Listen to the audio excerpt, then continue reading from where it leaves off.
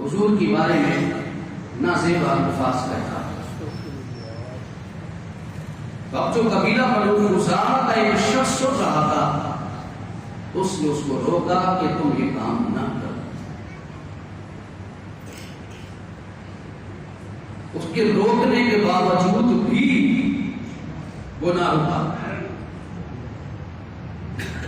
تو اس کو غیرت آئی، اس نے اس کے اوپر حملہ کیا اور حملہ کر کے اس کو زخمی کر دیا. وہ زخمی ہو گیا.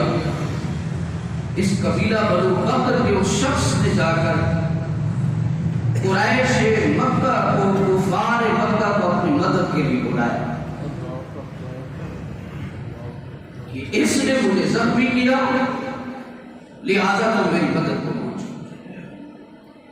اب اس میں کفار مکہ کے نوجوان جو تھے، اس میں خصوصاً اکرمہ بن ابو جہل کا بیٹا، اس کے علاوہ مکے کے نوجوان، انہوں نے رات کے اندھیرے میں اپنے چہروں کے اوپر چہروں کو چھپا کر قبیلہ بنو خزاعہ کے اوپر حملہ کیا. اب یہ بات توجہ طلب ہے، سیرت حربی میں یہ واقعہ موجود ہے. جب رات کے اندھیرے میں قبیلہ بنو بکر کے لوگوں نے قبیلہ بنو خزاعہ کے لوگوں پر حملہ کیا، تو بنو خزاعہ کے لوگوں نے پہچان لیا کہ یہ بنو بکر کے لوگ ہیں اور ان کے ساتھ کفار مکہ شامل ہیں. تو انہوں نے اسی وقت رات کے اندھیرے میں رسول اللہ صلی اللہ علیہ وسلم کو بلایا. اس پہ آپ سبحان اللہ کی آپ کی توجہ نہیں ہے، وگرنہ یہ جملہ سبحان اللہ کہنے کے قابل ہے. اب پھر آپ توجہ سے حملہ ہو رہا ہے مکے کی سرزمین پہ، اور یہاں تک کہ مورخین لکھتے ہیں، سیرت نگار لکھتے ہیں، اس رات کو کفار مکہ نے حدود حرم کا بھی لحاظ نہیں کیا. حالانکہ مکے کے کافر تھے، لیکن پھر بھی بیت اللہ کا احترام کرتے تھے. انہوں نے شیر حرم میں گھس کر قبیلہ بنو خزاعہ کے لوگوں کو مارا، اور قبیلہ بنو خزاعہ کے لوگوں نے کہا بنو بکر کے لوگوں کو، کفار مکہ کو کچھ حرم کا خیال کرو. تو انہوں نے کہا کہ آج کسی قسم کا کوئی حیا نہیں کیا جائے. تو رات کے اندھیرے میں سرزمین مکہ میں قبیلہ بنو خزاعہ کے لوگوں نے رسول اللہ صلی اللہ علیہ وسلم کو آواز لگائی. اب آپ کو سمجھ آ رہی ہے، تم جا کے اس مسئلے کو سنیں. جو لوگ ہمارے اوپر شرک کا فتویٰ لگاتے ہیں، تم یا رسول اللہ کہتے ہو، یہ تو شرک ہے. کہتے ہیں نا صرف یا اللہ مدد، کہتے ہیں صرف یا اللہ مدد، باقی سب کفر ہے. کاش کہ تم نے اپنے لوگوں کو شرک کے علاوہ کو اور بھی مسئلہ سمجھایا ہوگا. مسلمانوں کے سامنے توحید کو بیان کرتے ہیں. جو مانتا ہے اللہ ایک ہے، اللہ بے نیاز ہے، جو قل هو اللہ احد اللہ الصمد لم یلد ولم یولد ولم یکن له کفوا احد.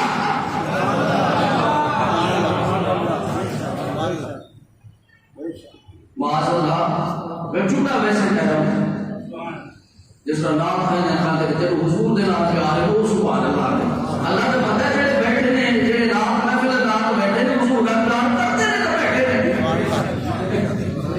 کہتے ہیں جب نبی نام پہ آ رہے ہو سبحان اللہ ہے. جواب بن رہا ہے جڑا رات 2 بجے تیری رات سن رہا ہے، وہ تیری رات تیری آواز نہیں سن رہا، تو مصطفیٰ کی رات سن رہا ہے.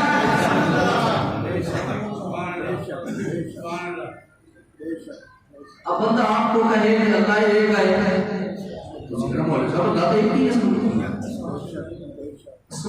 پتہ ہے جب کافروں کو تبلیغ کی جائے تو توحید بیان کی جائے.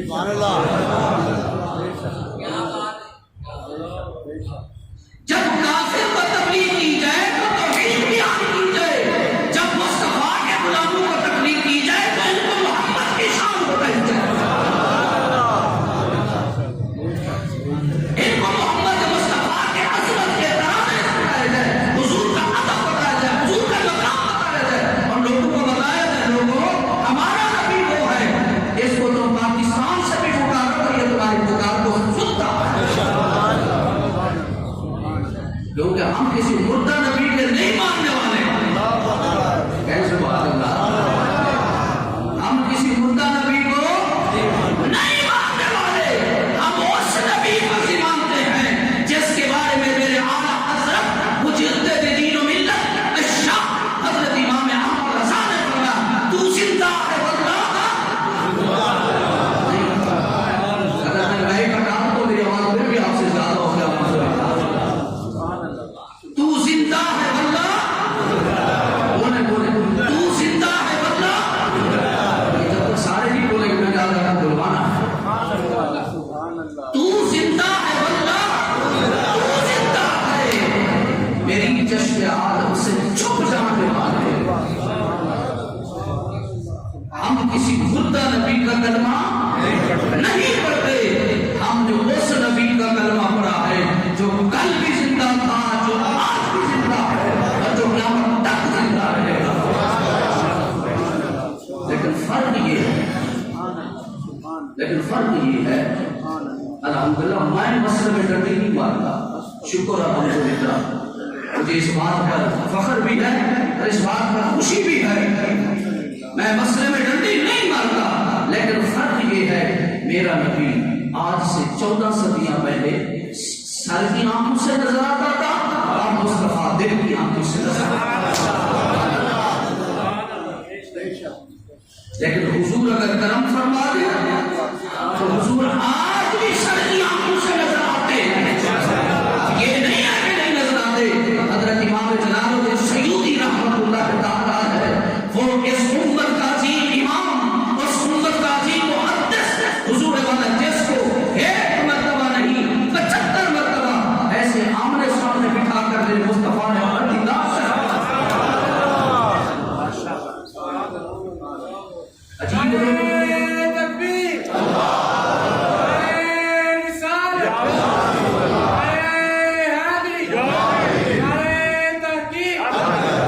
عجیب لوگوں کو دین سکھایا جا رہا ہے.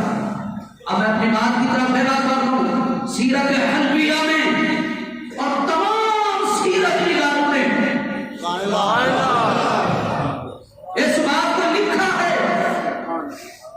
کہ قبیلہ بنو خزاعہ کے لوگوں نے مقام پہ بیٹھ کر میرے نبی کو پکارا. اب تو پہلا فتویٰ لگانا شیخ کا فتویٰ عمر صاحب ملا. اور سنیں, جب انہوں نے پکارا میرے آقا کریم کی زوجہ پاک ام المومنین سیدہ حضرت میمونہ رضی اللہ عنہا, آپ فرماتے ہیں حضور اس رات میرے حجرہ میں تھے اور آدھی رات کا وقت تھا. تو بھی سبحان اللہ, تھوڑی مدد کرو ساڑھی بھی. حضرت میمونہ رضی اللہ تعالیٰ نے فرماتی ہے اس رات حضور میرے کاشان اقدس میں تھے. حضور تہجد کا وضو فرما رہے تھے. حضور تہجد کا وضو فرما رہے تھے. آپ فرماتے حضور نے کہا نصرت مانا سمجھ رہا ہے پھر بھی کہہ سبحان اللہ. حضور نے فرمایا نصرت, حضور نے پھر کہا نصرت. مانا حضور نے فرمایا میں نے تمہاری مدد کی.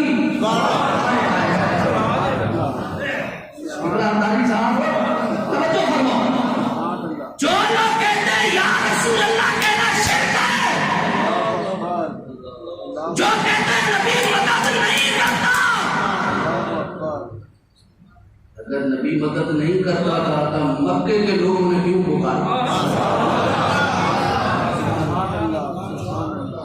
پکارا کہاں سے؟ اور میرا نبی کدھر ہے؟ حضور کدھر ہے؟ اور پکارا کہاں سے ہے؟ 350 میل کا فاصلہ، بہت ہی گڈی 140-50 کی سپیڈ سے چلو 4 گھنٹے لگتے ہیں، 150 کی سپیڈ سے گڈی چلانا مکے سے مدینے کے سفر میں 4 گھنٹے بھی لگتے ہیں، جہاں بساں جانا 12 گھنٹے 13 گھنٹے لاتے جانے۔ 350 میل کے فاصلے پر مکے کے لوگوں نے میرے نبی کو پکارا۔ اس جملے تو دل کرتا پورا جملہ ہی اس پورا جملہ بھی نہیں، جملہ ہی کہتا ہوں غلام ہے غلام یہ رسول میں ہونا عشق مصطفیٰ۔ حضور کو پکارا، جیسا ہم کہتے ہیں یا رسول اللہ ہماری مدد کیجیے۔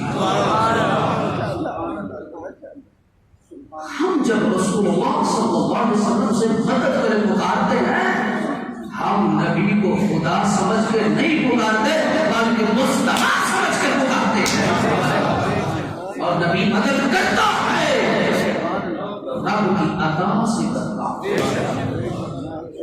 حضرت میمونہ رضی اللہ تعالیٰ عنہ فرماتی ہے جب حضور نے کہا نصرت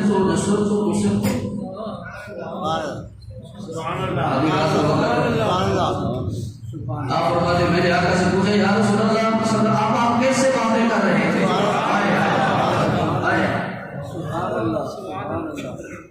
حضور آپ کیسے باتیں کر رہے تھے؟ اور جڑے کہتے نبی نہیں سنتا، میں کہ تو اپنا علاج کرا، اپنا خون کا ٹیسٹ کرا، ڈی این اے ٹیسٹ کرا، کیونکہ تیرے خون میں خرابی ہے۔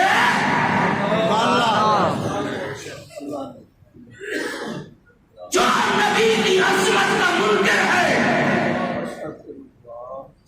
100% کنفرم بات ہے، قرآن ہے، اس میں سبحان اللہ ہے۔ وقت نہیں ہے میں اپنا قرآن تمہارے سامنے پیش کرتا کہ قرآن نے کہا ہے جو نبی کی عظمت کا انکار کرے، قرآن نے کہا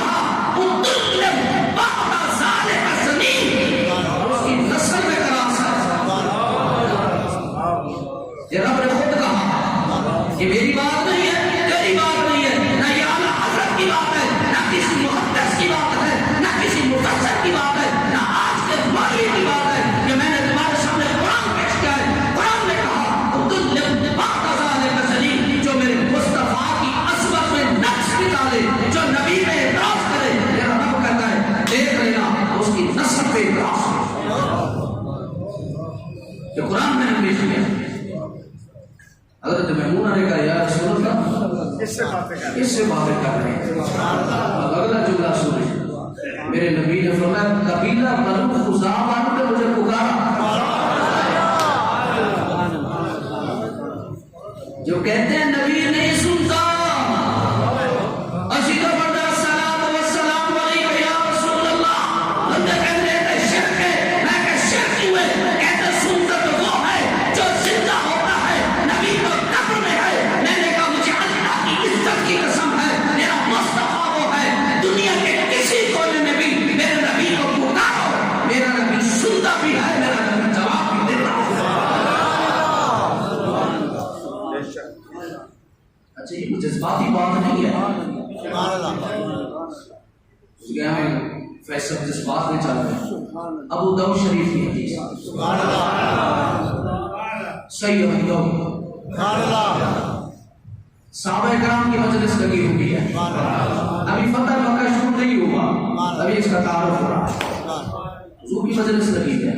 آپ علیہ الصلوۃ والسلام نے ارشاد فرمایا کہ میرا صحابہ میرا امتی مجھ پر جب بھی درود پڑھتا میں سنتا ہوں، میں سنتا ہوں۔ صحابہ نے کہا یا رسول اللہ جب آپ دنیا سے چلے جائیں گے کیونکہ صحابہ کو پتا تھا بعض بہت چولان گیا جو کہنے گئے نبی کو سنتا ہی نہیں ہے، تو پاکستان میں بیٹھ کے کہتے ہو صلاۃ و سلام علیک یا رسول اللہ، تم ادھر درود بھیجتے ہو۔ میرے نبی کریم صلی اللہ علیہ وسلم سے صحابہ نے پوچھا یا رسول اللہ جب آپ اس دنیا سے چلے جائیں گے آپ پھر بھی سنیں گے؟ آپ پھر بھی سنیں گے؟ میرے نبی کریم صلی اللہ علیہ وسلم نے فرمایا ہاں میرے صحابہ سنو، ان اللہ حرم علی الارض ان تأکل اجساد الانبیاء۔ کہنے سبحان اللہ۔ میرے نبی کریم صلی اللہ علیہ وسلم نے فرمایا میرے صحابہ ان اللہ حرم علی الارض ان تأکل اجساد الانبیاء، اللہ نے زمین پر حرام کر دیا ہے نبی کے جسم کو کھائے، فنبی حج، اللہ کا نبی قبر میں زندہ ہوتا ہے۔ یہ تو میرے نبی نے اپنی زندگی میں مسئلہ حل کر دیا، مطلب وہ سمجھنا ہوگا اپنا علاج کرنا۔ الحمدللہ اہل سنت کا عقیدہ وہی ہے جو نبی کے صحابہ کا عقیدہ ہے۔ حضرت میمونہ نے کہا یا رسول اللہ آپ کس کو جواب دے رہے ہیں؟ میرے نبی رحمت صلی اللہ علیہ وسلم نے فرمایا میمونہ مکے کے لوگوں نے مجھے مدد کے لیے بلایا اور میں نے کہا صرف تو میں تمہاری مدد کے لیے ثابت ہوا، اگر نبی کو مدد کے لیے پکارا جائے نبی سنتا بھی ہے نبی مدد بھی کرتا ہے۔ یہ وہ وجہ تھی جس کے لیے میرے نبی نے فتح مکہ ہے 12,000 کا لشکر تیار کیا، 12,000 کا لشکر تیار ہوا۔ آقا علیہ الصلوۃ والسلام 12,000 کا لشکر لے کر حضور نے 6 رمضان مبارک کو جہاد کا سفر پہلا مارکا ہوا بدر کا مہینہ رمضان کا۔ اسی کہتے ہیں روزے نہیں رکھے جاتے، اے صحابہ تیری عظمت پہ بھی قربان، اے صحابہ تیری عظمت پہ قربان۔ وہ کتنے بدبخت لوگ ہیں جو آپ آج نبی کے صحابہ پہ پہنچتے ہیں، جو آج صحابہ کے بارے میں پہنچتے ہیں۔ صحابہ نے روزہ بھی رکھا، دشمن پہ تلوار بھی چلائی ہے۔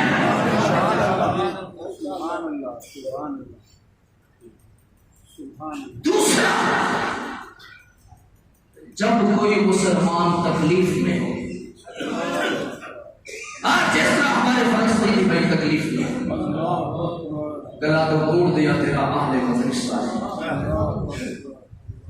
اب اس موضوع میں گفتگو کرنا بھی پابندی ہے اس ملک میں۔ ایک ہوتا ایمان کمزور بھی ہو پھر بھی کچھ غیرت نام کی چیز ہوتی ہے، جب ختم ہو جائے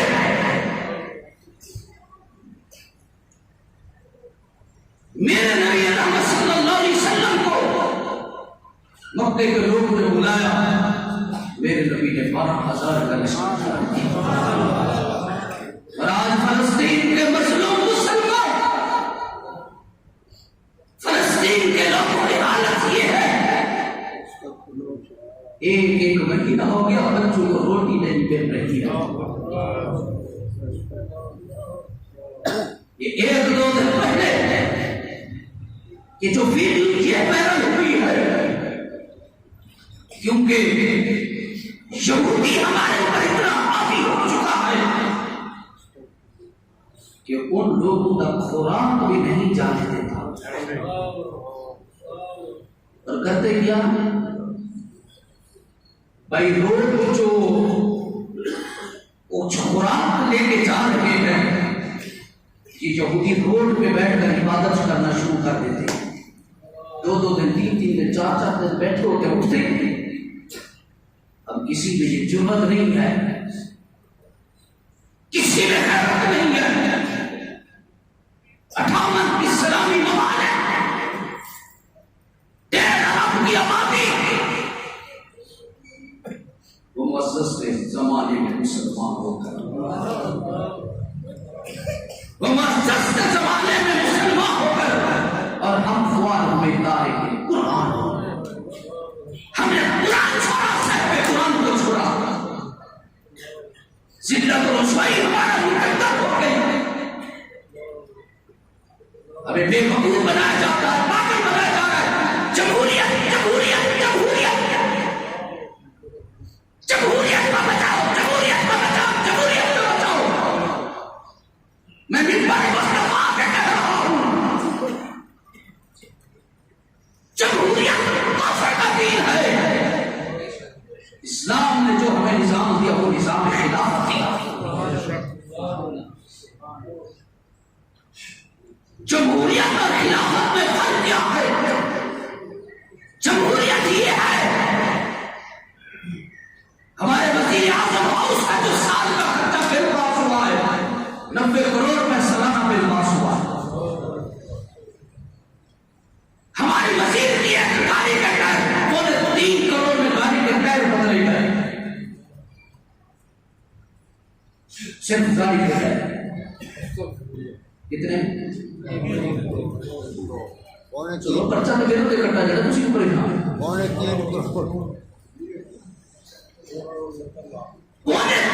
کروڑ میں گاڑی کے ٹائر بدلے گئے، 90 کروڑ ملا، ایک ہاؤس کا سالانہ بل پاس کیا گیا۔ یہ اس قوم کے حکمران ہیں جن کی بیٹیاں سارا دن 10 کلو آٹے کے لیے گھومتی ہیں۔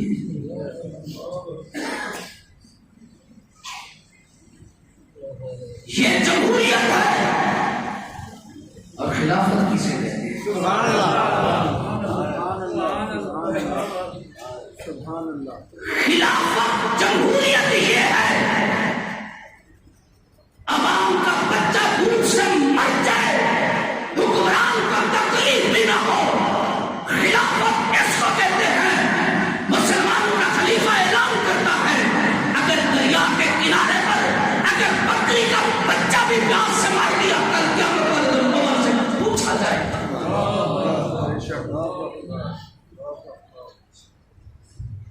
جب تک مسلمانوں میں نظام خلافت تھا 22 لاکھ مربع میل پر بیٹھ کر ایک حکمران تھا، اور لوگ کلیسیوں میں گرجوں میں بیٹھ کر بھی عمر کے نام سے ڈرتے تھے۔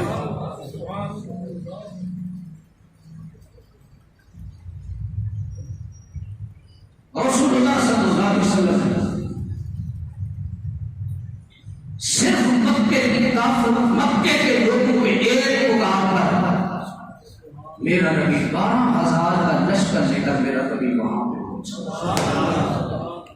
المختصر فتح مکہ ابھی شروع ہونی ہے، میں سے اس میں سے 2 باتیں جو آج کے مجمع میں اور آج کے جمعے کا جو پیغام ہے حضور جناب صلی اللہ علیہ وسلم اور ورنٹ کے جملے لکھنے پہ مجبور ہے۔ مکہ کو فتح کیا گیا لیکن کسی ایک کی گردن کو بھی نہیں کاٹا گیا۔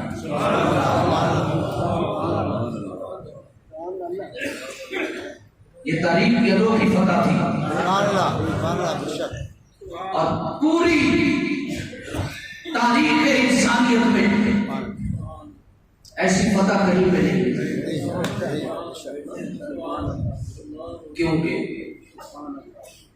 جب میرے نبی رحمت صلی اللہ علیہ وسلم نے مکہ فتح کیا اس میں وہ لوگ بھی تھے جنہوں نے میرے نبی کے راستے میں کانٹے بچھائے تھے، ان میں وہ لوگ بھی تھے جنہوں نے حضرت بلال حبشی کو پتھر مارے تھے، ان میں وہ لوگ بھی تھے جنہوں نے حضرت مصعب بن عمیر کے جسم کے کپڑے بھی اتار لیے تھے۔ یہ وقت تھا حضور کے غلام کا۔ حضرت مصعب بن عمیر رضی اللہ تعالیٰ عنہ جب ہجرت کی تو آپ کے جسم کے کپڑوں کو بھی اتار دیا گیا۔ حضرت عبداللہ جو بچاتے ہیں یہ عمر مصطفیٰ کا غلام تھا. جب اس نے ہجرت کی مکے کے لوگ نے پورے جسم سے کفن ڈال کر ننگا کر دیا. اپنی ماں کے پاس گئے کہا کہ ماں اپنے سر کا دوپٹہ دے دو جیسے میں اپنا سر چھپا. یہ سارے ظالم لوگ یہاں پہ کھڑے تھے اور ہر شخص نے اس میں وہ لوگ ہی تھے. جب میرے نبی نے سجدہ کیا حرم کے ساتھ زمین پر, ظالم نے گود اونٹ کی اوٹھی اٹھا کر میرے مصطفیٰ کے جسم پہ ڈال دی تھی. اتنے ظلم کرنے والے لوگ کھڑے تھے اور گردن کو جھکا کے کھڑے تھے. جب گردن جھکا کے کھڑے تھے حضور آج ہمیں کو گالی دے دے, ایک مرتبہ ہمیں کو گالی دے دے, ہم ساری زندگی اس کے ساتھ بولنا چھوڑ دیتے.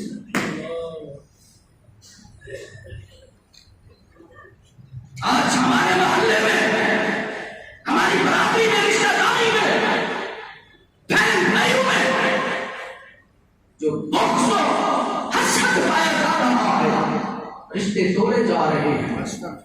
میرے نبی کریم صلی اللہ علیہ وسلم نے فرمایا, حضور نے فرمایا سنو, میرے نبی نے فرمایا رشتہ توڑنے والا کبھی جنت میں نہیں جائے گا.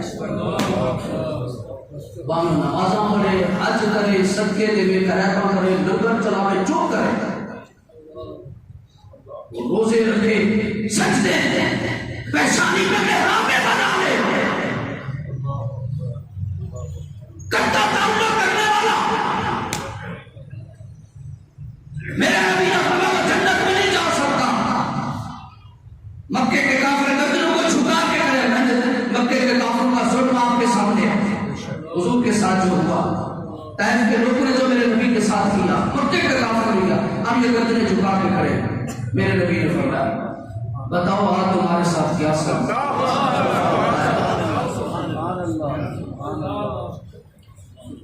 اب اس نبی کا کلمہ پڑھا ہے, ہم نماز تو پڑھتے ہیں, روزے رکھتے ہیں, حج کرتے ہیں, زکات دیتے ہیں, سارے عمل کرتے ہیں, عبادت میں نبی کی پیروی کرتے ہیں, عبادت میں نبی کی پیروی کرو. آؤ سب سے پہلے اخلاق میں میرے نبی کی پیروی کرنا سیکھو. آج جمعے میں نیت کر کے جاؤ, نیت کر کے جاؤ, مولا آج کے رمضان المبارک کے اس جمعے کے ساتھ میں نیت کرتا ہوں, جس جس نے میرے ساتھ زیادتی کی مولا اس کو میں معاف کرتا ہوں. اور اس کو فون کر کے بتاؤ, جب اس کے گھر میں جاؤ اسی کے انسانی گھٹ جائے گی, میں ہم نے کرو معافی مانگی, میری گھٹ جائے گی. اجازت دیں تو ایک بات کر لو. ہو گیا تقریباً تھکتے میں گیا, لیکن ایک گل میں یاد آ گئی, یہ سنانی ضروری ہے, نہیں تو میں چین نہیں رہا. ہم کسی کو معاف کرنے کے لیے پہلے تو ہم تیار ہی نہیں ہیں.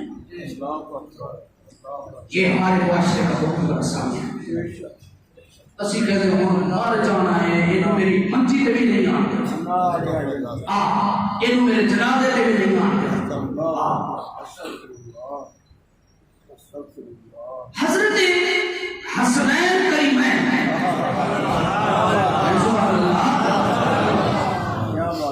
رضی اللہ عنہما, دونوں بھائیوں میں کسی بات میں جھگڑا ہو گیا, دونوں بھائی ناراض ہو کے چلے گئے. جھگڑے ہو جاتے ہیں, ناراضگی ہو جاتی ہے, کوئی بات نہیں, ہو جاتی ہے. دونوں بھائی میں ناراضگی ہو گئی, دونوں بھائی ناراض ہو کے چلے. اور سارے معاشرے میں کئی ایسے اللہ کے بندے نے جنہوں پتا چلا کہ دو ناراض ہیں, وہ تیسرا ایک نہیں لانا ہے. ہر برادری میں ایسا ضرور ہونا ہے. ہاتھیاروں میں, برادری میں ایک نہیں لانا. وہ کسی وجہ سے اتنی 30-35 نا تیلیاں اکٹھی کی تھی, اس نے وہاں سے پہلی تیلی کو آگ لگائی نا, تو درمیان میں ایک تیلی کو نکال دیا, باقی بچ گیا. ٹوٹ گیا.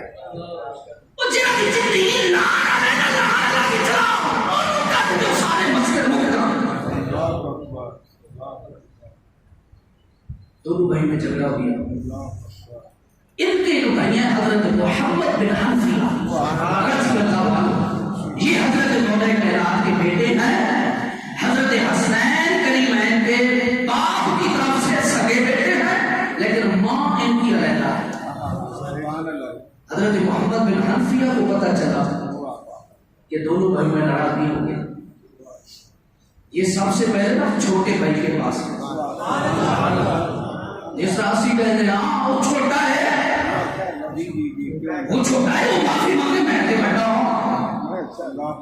میں تو بیٹھا ہوں, وہ چھوٹا ہے, معافی مانگے. حضرت محمد بن حنفیہ بھی پہلے کس کے پاس گئے؟ حضرت پچھلے ہی بولو نا میرے بارے میں. حضرت سارے لوگوں نا حضرت امام حسین کے پاس ادھر گئے, امام حسین کے پاس گئے. حسین مجھے پتا چلا ہے کہ بھائی کے ساتھ ناراضگی ہو گئی. کہا ہو گئی. کہا جاؤ حسن تیرا بڑا بھائی ہے, اسے معافی مانگو.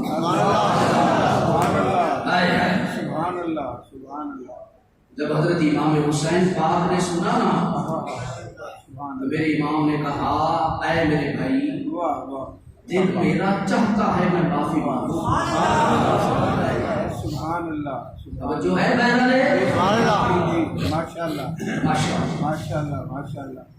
حضرت امام حسین نے کہا کہ میرا دل چاہتا ہے میں معافی مانگوں, لیکن مجھے آپ نے نانا کی حدیث,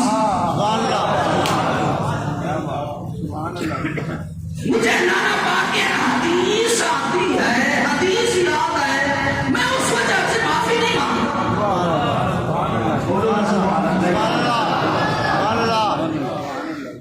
جنہیں اینڈ تو بہت بہت آگے کا نام حضرت امام حسین نے کہا مجھے اپنے نانا کی حدیث یاد ہے, اس وجہ سے میں اپنے بھائی سے معافی نہیں مانگ رہا. حضرت محمد بن حنفیہ نے کہا مجھے بھی سنو. اب پوری توجہ سے ہمارا گوش ہو کر سننا ہے. حضرت امام حسین رضی اللہ تعالیٰ نے کہا کہ میرے بھائی محمد بن حنفیہ, میرے نانا کی حدیث ہے, میرے نانا مصطفیٰ صلی اللہ علیہ وسلم نے ارشاد فرمایا جو پہلے معافی مانگے گا وہ پہلے جنت جائے گا. سبحان اللہ. جو پہلے معافی نہ مانگے گا, بولے جو پہلے معافی مانگے گا. حضرت محمد بن حنفیہ نے کہا پھر جلدی کرو. کیا کرو؟ جلدی کرو. نہیں میں پھر بھی نہیں کہا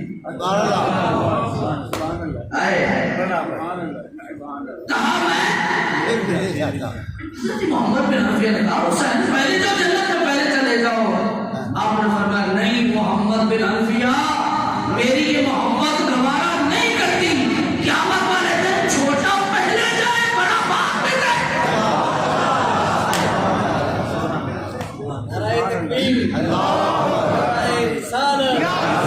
محبت اہل بیت زندہ. جھگڑا اپنی جگہ پہ, ناراضگی اپنی جگہ پہ, پر اب تک نہیں چھوڑنا. کیسا دس دیا مصطفیٰ کے تربیت یافتہ بچوں نے. ناراضگی ہوگی تو کیا کہنا, ادب پہ چھوڑ دو. اسی کے غالی کا دوسرے بے حیائی تھے, لڑائی دوسرا میں دوسرے کا ادب احترام کرنا. اختلاف اپنی جگہ پہ, ناراضگی اپنی جگہ پہ, لیکن دوسرے کا معاہدہ تو کرو, اس کا ادب تو کرو, اس کا احترام تو کرو. جب حضرت محمد بن حنفیہ نے یہ سنا, حضرت امام حسن کے پاس چلے. حضرت امام حسن کے پاس گئے. کہا حسن چھوٹے سے ناراضگی ہو گئی. ناراضگی ہو گئی تو حضرت محمد بن حنفیہ نے نا جاتے حضور کی حدیث سنا. تو میں کہوں گا اس حدیث کو سن کے بھی تیرا کسی کو معافی نہ مانگے, ہاں اگلا معاف نہیں کرتا وہ مجھے بس میں جا رہی تیرا حق بنتا ہے جا کے معافی مانگ. حضرت امام حسن کو جب محمد بن حنفیہ نے بات سنائی تو سیرت نگار لکھتا ہے، یہ جملہ سننے کا ہے، سیرت نگار لکھتا ہے کہ حضرت امام حسن نے جوتے بھی نہیں پہنے، کہیں جوتے پہننے میں بھی دیر ہو جائے گا، نہ کہ تم اپنے چھوٹے بھائی کے پاس گئے اور کہا کہ حسین مجھے معاف کرا۔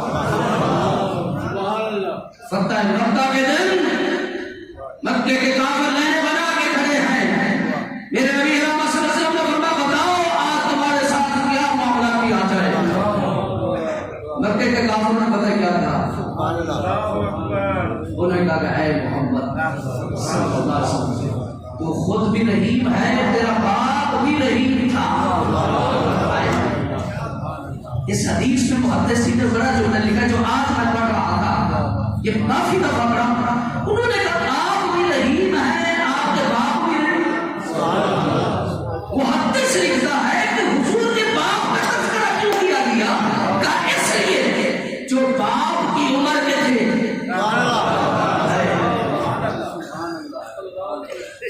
جو باپ کی عمر کے تھے، میرے نبی کریم صلی اللہ علیہ وسلم نے ارشاد فرمایا جو تیرے باپ کی عمر کا ہے اس کا وہی احترام کر جو تو اپنے باپ کا احترام کرتا ہے۔